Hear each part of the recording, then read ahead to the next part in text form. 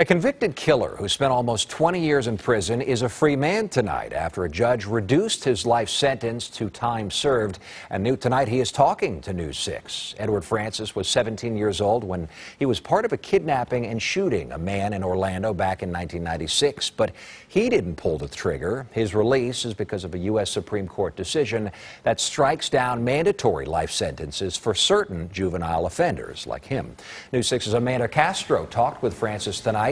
So what did he have to say, Amanda? Eric, Edward Francis says his second chance is a blessing and he will not take it for granted. He plans to use his time to teach kids what he already knows about going down the wrong path. The street doesn't love you. Your family loves you. And that's what not only I needed to see, but I'm hoping that I can reach a bunch more to be able to see. Edward Francis's mission is to share his life experiences in the hopes that kids won't follow in his footsteps. I want to give others a second chance and let them know that they are actually worth something.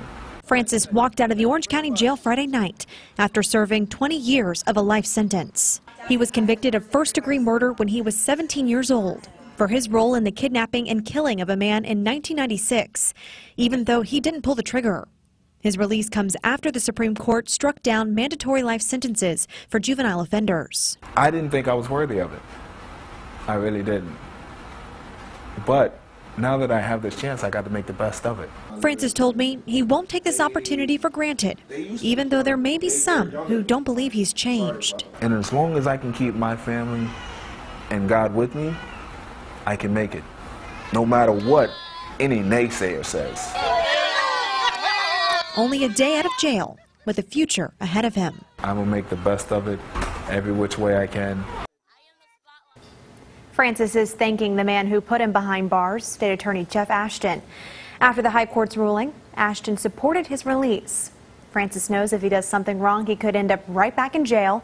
He's on a 5-year probation.